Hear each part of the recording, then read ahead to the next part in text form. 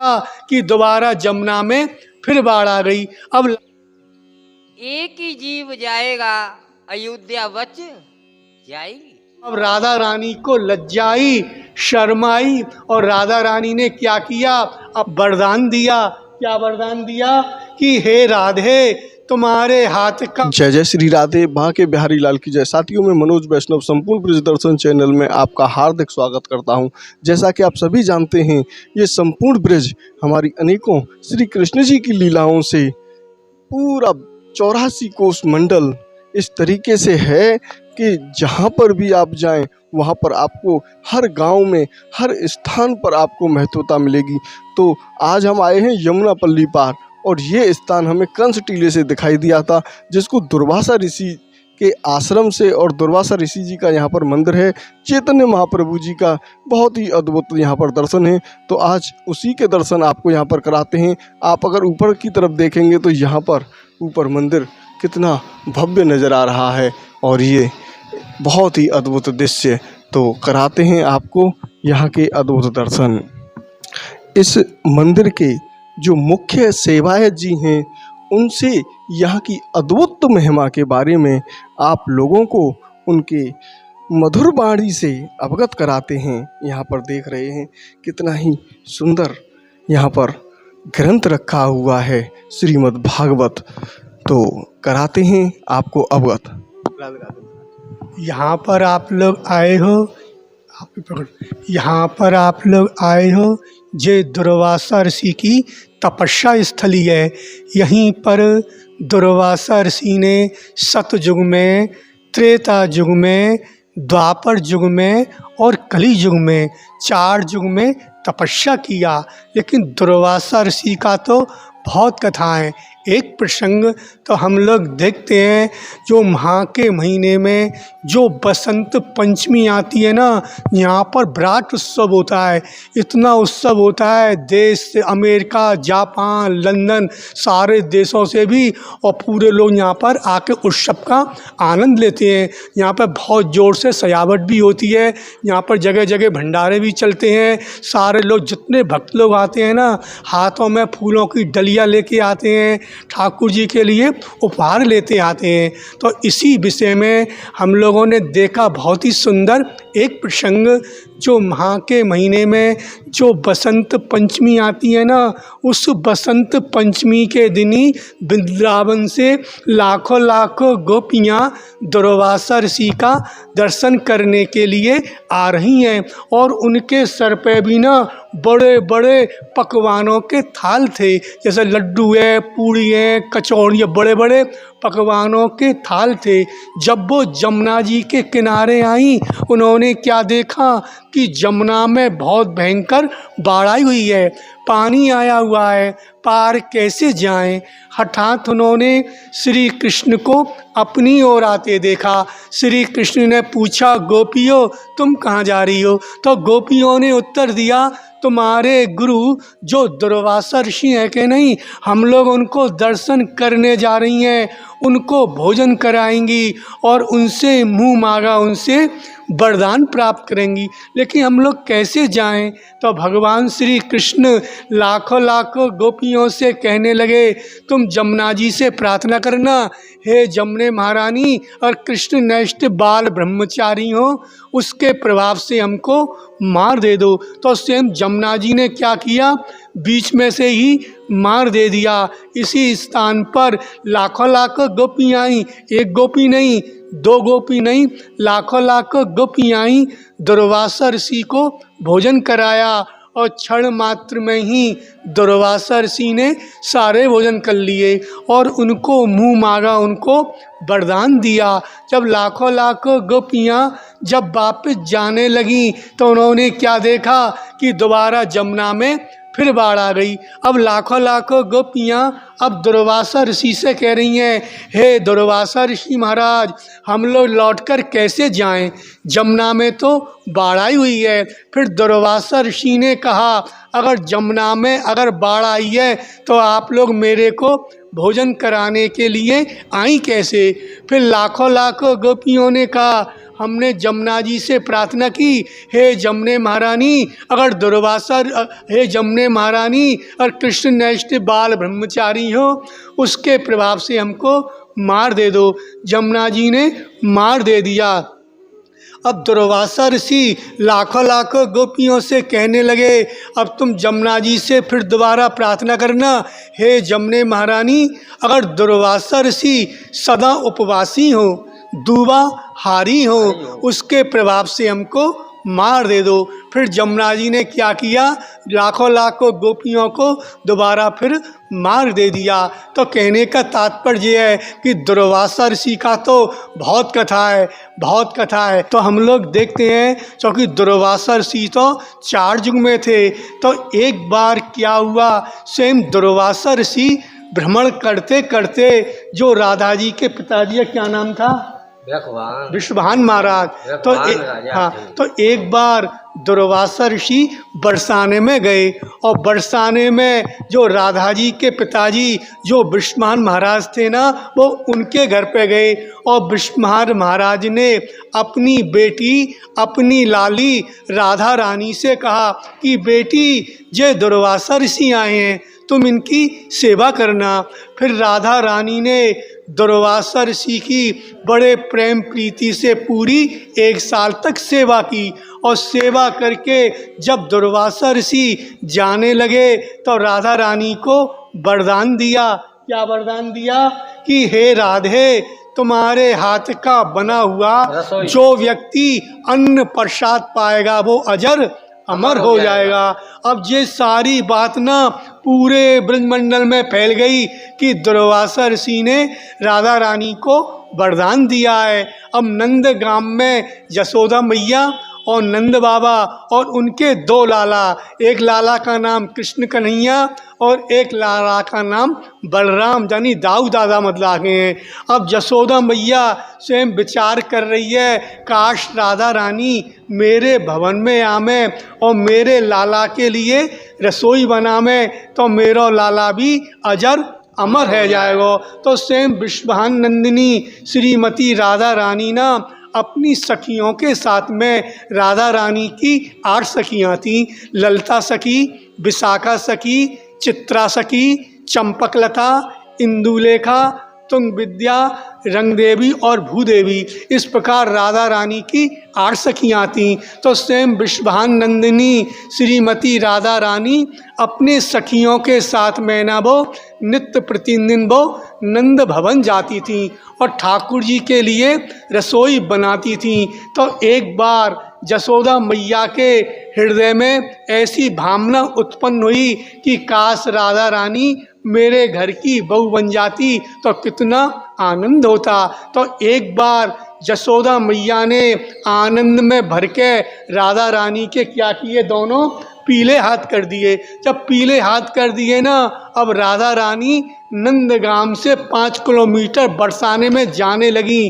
तो बरसाने में एक पोखर थी। अब राधा रानी को लज्जाई, शर्माई, और राधा रानी ने क्या किया, अपने जो यशोदा मैया ने दोनों पीले हाथ किए ना, तो राधा रानी ने क्या किया, बरसाने में एक पोखर थी और राधा रानी ने दोनों अपने पीले हाथ पोखर में धो दिए। तो आज बरसाने बोलते हैं, पीली पोखर बोलते हैं। बोलो राधा रानी की जय जय श्री राधे। समय क्योंकि ये दुर्वासा ऋषि ऋषि हैं, बहुत महान पुरुष हैं। क्यों, सतयुग द्वापर त्रेता में इनके दर्शन होते चले आ रहे हैं और कलयुग में भी बहुत महान हैं। मैं यहीं का बालक कैलाश पंडित, ईसापुर निवासी। दुर्वासा ऋषि कृष्ण के लिए भी बहुत, क्योंकि गुरु अनेक प्रकार के होते हैं। क्योंकि प्रथम गुरु माता होती है, दूसरा गुरु जो विद्या धारण करता है वह होता है, और तीसरा जो विवाह गुरु, चौथा यानी कर्म गुरु। इन्हें धनुष बाण यहाँ से अनेक प्रकार के शास्त्रों से संपूर्ण युक्त होकर रावण वो कंस के लिए कृष्ण भगवान के ऊपर पूर्ण कृपा करके कंस का वध के लिए भी दुर्वासा ऋषि हैं। ये अनेक प्रकार की विद्याओं को धारण करने वाले हैं। देखो, ये कृष्ण भगवान के परम गुरु हैं। इनके द्वारा अनेक प्रकार के ब्रज में न्याया गए हैं, वहाँ इनने रास यानी लीला रची है और आशीर्वाद देने में भी बहुत महान है। इनका आशीर्वाद से मानव जीव महान हो जाता है। जो इनके आशीर्वाद को प्रेम पूर्वक श्रद्धा भक्ति तन और मन से करता है तो उसके लिए आनंद प्राप्ति होता है। और देखो, राम जन्म में भी दुर्वासा ऋषि अयोध्या जाकर के पधारे।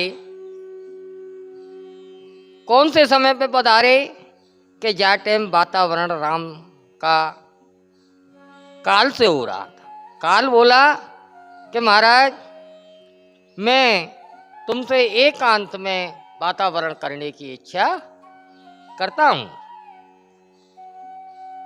तो वह समय त्रिवाचा भी काल ने राम से वराई।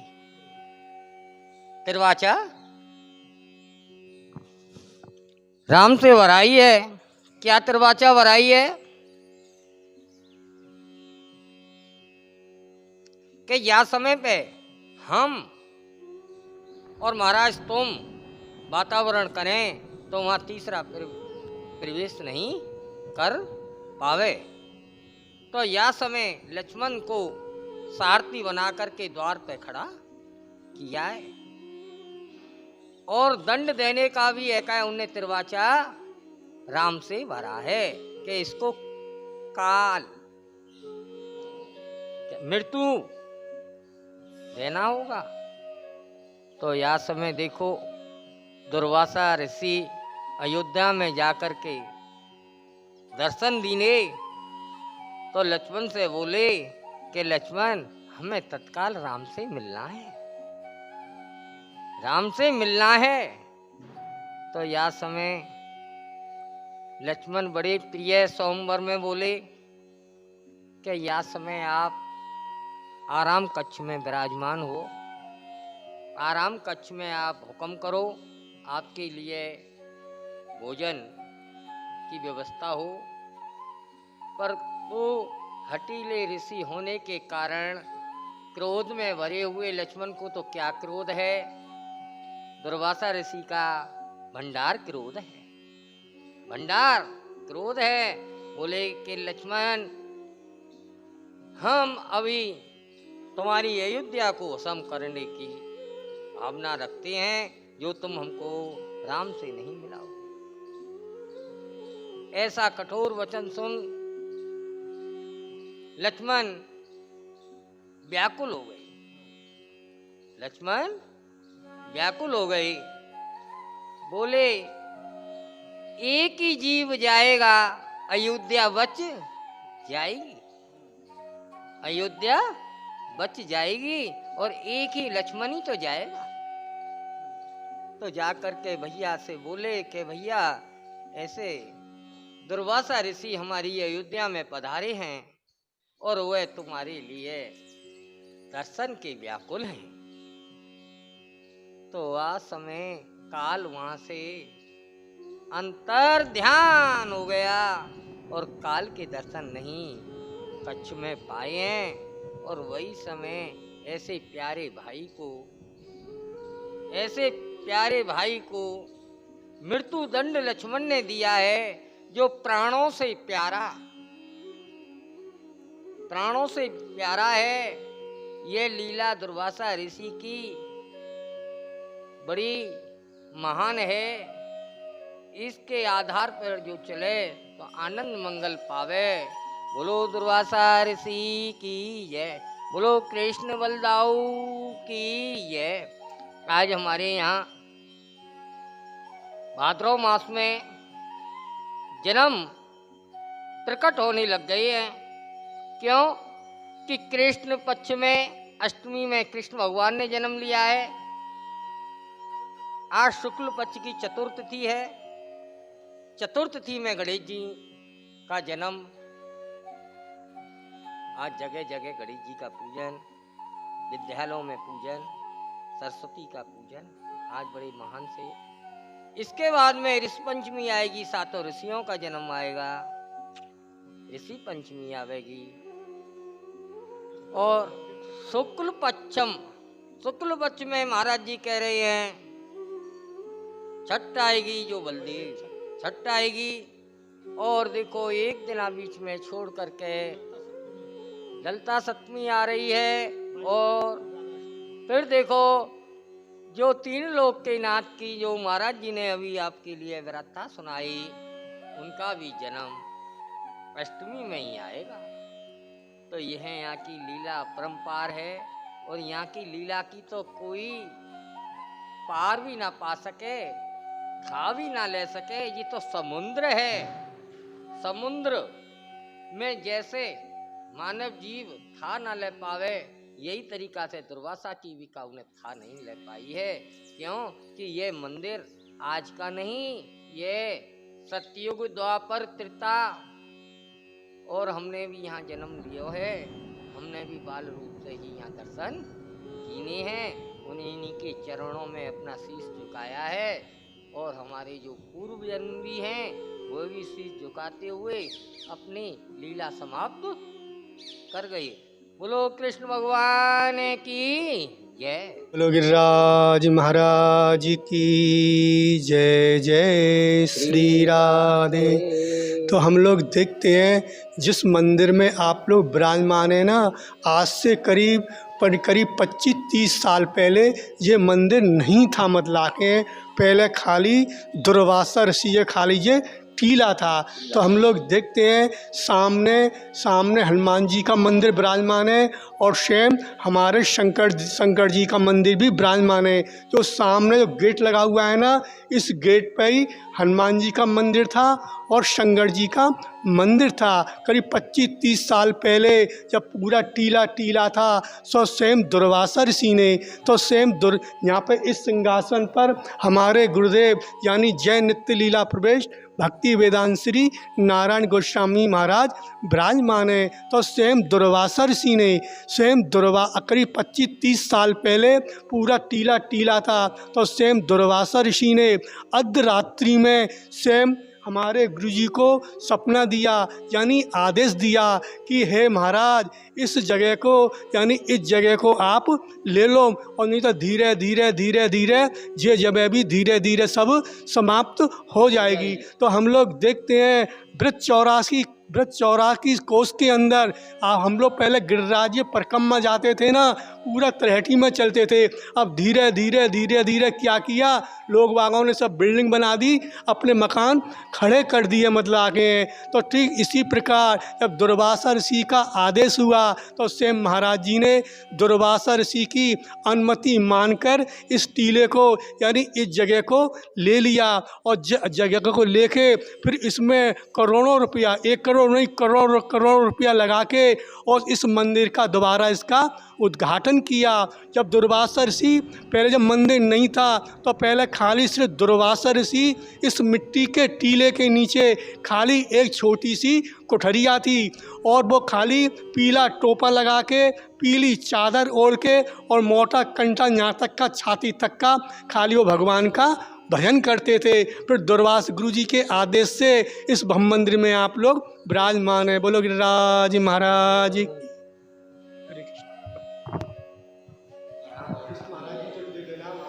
का जो वर्ण है, यहाँ दत्तात्रेय महाराज जी की हम पत्नी अनसुईया माता है। अनसुईया माता उस समय नारद जी मृत लोक से वैकुंठ लोक के लिए पधारे, तो वैकुंठ लोक में जाकर के बोले कि ब्रज में मृत लोक में बहुत महान पुरुष स्त्री अनसुईया माता है, बहुत पतिव्रता है। तो यह समय बाल रूप में,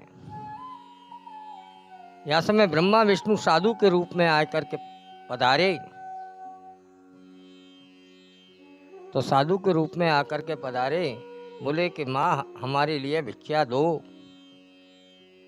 भाई हमारे लिए भिक्षा दो, और वैसे दो। बोले आप जब अपने धर्म पति से जाकर के मिले, बोले ऐसे ऐसे 3 व्यक्ति आए हुए हैं और भिक्षा ऐसी अवस्था में मांग रहे हैं। बोले ऐसा करो, ये जल ले जाओ, जल ले जाकर के उनको छोड़ दो, और बाल रूप में उनको कर दिया। बाल रूप में समय व्यतीत हुआ तो धर्म पत्नी इनकी व्याकुल होने लगी। बोले पति जब सुबह से शाम को घर ना आवे तो पत्नी व्याकुल हो जाए। तो उस समय जब नारद जी ने कहा कि तुम्हारे तो पति अनसुईया माता के यहाँ पलना में झूल रहे हैं और स्तनपान कर रहे हैं, तो यह समय आकर के मैं इस स्थल पर पंडित कैलाश चंद जी ईसापुर वाले इस समय अनसुईया माता के पास आकर के कह रही हैं कि हे मातेश्वरी, आज से तुम हमारी सासू हो और हम तुम्हारी तीनों बहू हैं। यह यहाँ की लीला है, वर्ण यहाँ का है। ये अमृत ऋषि हैं, दुर्वासा ऋषि पधारे। द्वादशी में 13 लगने वाली थी, तो उस समय इनने आचमन लिया। तो आचमन लिया तो ये क्रोधित हो गए। इनने अपनी जटाओं में से ज्वाला छोड़ी। तो आज समय दुर्वासा ऋषि के विचित्र को देख करके अमृत ऋषि ने भी अपनी ज्वाला छोड़ी, और ज्वाला छोड़ते हुए क्रोध के कारण ब्रह्मा विष्णु के पास सम्मुख पधार रहे हैं। ब्रह्मा विष्णु के पास पधारे हैं तो ब्रह्मा विष्णु बोले कि तुमको राजा अमरीश ही क्षमा करेंगे। राजा अमरीश ने इनको क्षमा किया है। और देखो ये लीला जो दुर्वासा ऋषि की आशीर्वाद की जो बताई,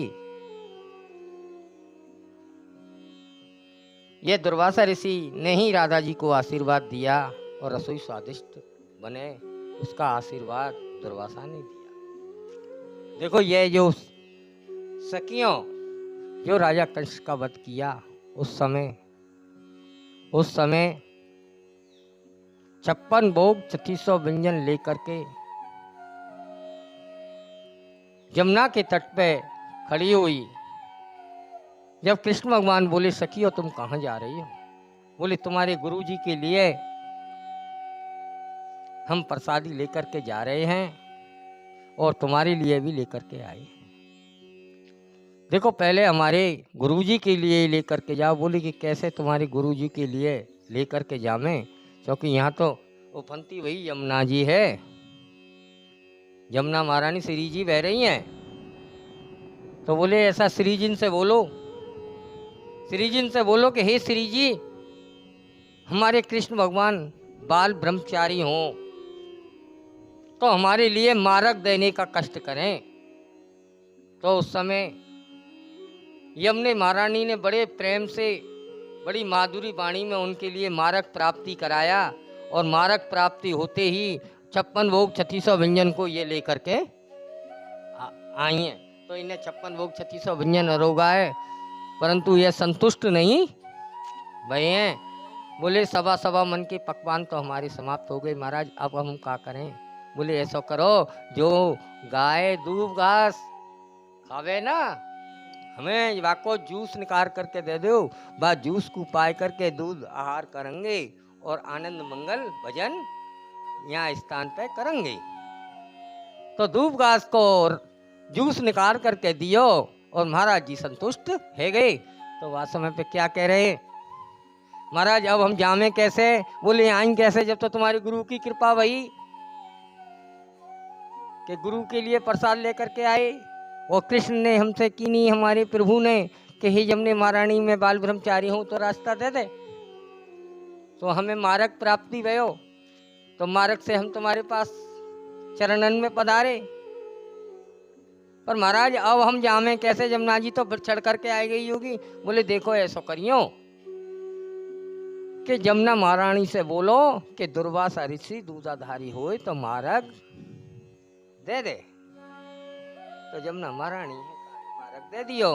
तो बीच में खड़ी है करके कह रही हैं, धन्यवाद ऐसे गुरु को, धन्यवाद ऐसे चेला को जो अनेक प्रकार के ब्रज में आए रास रचे हैं, ब्रज में आए रास रचे हैं और देखत हमारे नेत्रन के सम्मुख सभा सभा मन के पकवान को अरोग गए हैं।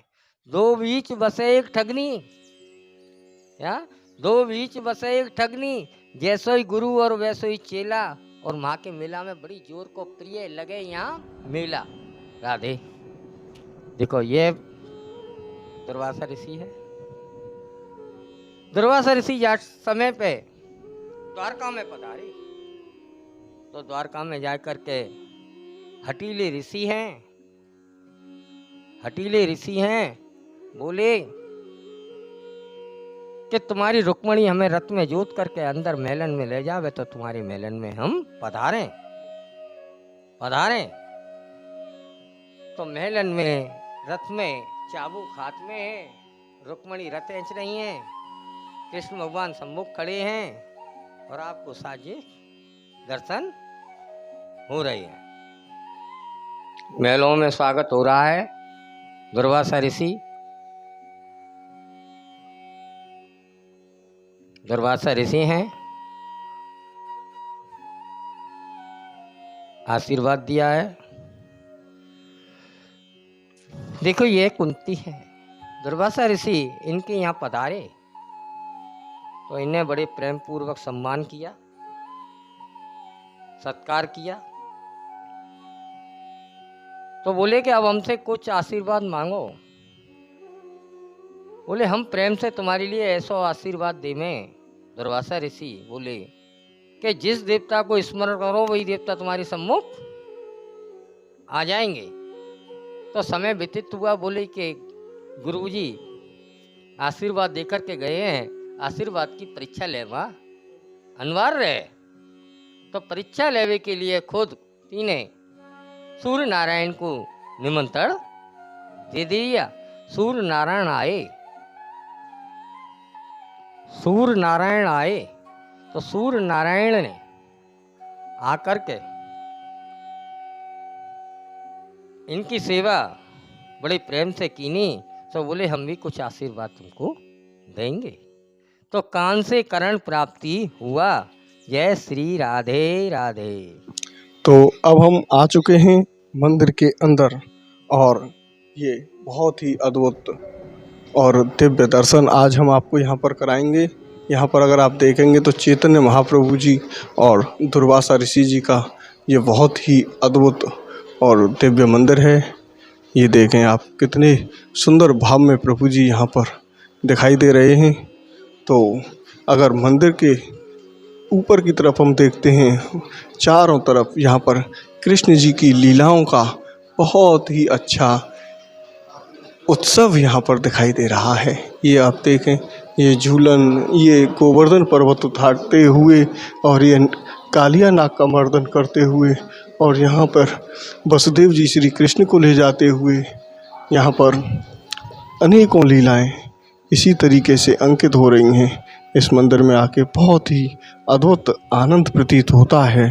जैसे आपने यहाँ पर दुर्वासा ऋषि जी के अद्भुत दर्शन किए, यहीं पर आप चैतन्य महाप्रभु जी के दर्शन करेंगे और राधिका जी के दर्शन करेंगे। यहीं पर विराजमान यमुना महारानी जी हैं, ये आप देख रहे हैं। बीच में श्री कृष्ण जी हैं और इनके बराबर में चैतन्य महाप्रभु जी हैं और इधर राधिका जी हैं और इधर यमुना मैया हैं। इस मंदिर प्रांगण में अगर हम पीछे की तरफ चलते हैं तो यहाँ पर इतनी अद्भुत ऋषियों की जो महिमा है उसको यहाँ पर दिखाया गया है। तो आपको हम संपूर्ण रूप से दिखाते हैं। यहाँ 24 अवतार के बारे में भी बहुत ही अद्भुत तरीके से ये देखें आप, ये मत्स्य अवतार और ये कश्यप अवतार और ये बराह अवतार और ये नरसिंह अवतार, ये वामन अवतार, ये परशुराम अवतार और ये आप देख रहे हैं श्री राम अवतार, ये बलराम अवतार, और अगर हम पीछे की तरफ देखेंगे तो श्री राम जी, हनुमान जी और माता सीता, और ये देखें ध्रुव। यहीं पर अगर हम देखें तो बुद्ध देव जी भी यहाँ पर विराजमान हैं, और यहाँ पर कल्की देव जी के भी अद्भुत दर्शन हैं, जो अभी यहाँ पर अवतार नहीं लिया है, लेकिन कलयुग में यही अवतार लेंगे, और श्री कृष्ण जी। तो साथियों, आपने ये हमारा वीडियो अंत तक देखा, उसके लिए बहुत बहुत धन्यवाद। और ज़्यादा से ज़्यादा आप लोगों के पास शेयर करें, जिससे वे लोग भी सहज में ही घर बैठे दर्शनों का लाभ ले सकें, क्योंकि इन दर्शनों का लाभ उनको संपूर्ण मिलेगा जो लोग यहाँ आ नहीं सकते हैं, और जो लाचार हैं, बीमार हैं, तो उनको तो संपूर्ण जो लाभ है वो बहुत ही सहज में ही घर बैठे प्राप्त हो जाएगा। राधे राधे, बांके बिहारी लाल की जय। तो साथियों, यहाँ मंदिर पर जाने के लिए आपको सबसे पहले मथुरा को पार करके राय की तरफ यमुना जी को जब पार करेंगे तो वहीं पर ये बलदेव चौराया है। बिल्कुल इसी के पास से ही ये रास्ता जा रहा है ईसापुर गांव के लिए, और ईसापुर गांव के अंदर ये मंदिर विराजमान है। और ये कंस टीले से दिखाई देता है। जब आप मथुरा में कंस टीले पर खड़े होंगे तो आपको ठीक सामने ये दुर्वासा ऋषि जी का मंदिर ही दिखाई देगा। तो चलते हैं, मंदिर तक पहुंचते हैं, और संपूर्ण रास्ता आप लोग यहाँ पर देख सकते हैं किस तरीके का ये रास्ता है। ब्रज 84 कोस का अद्भुत रास्ता है ये।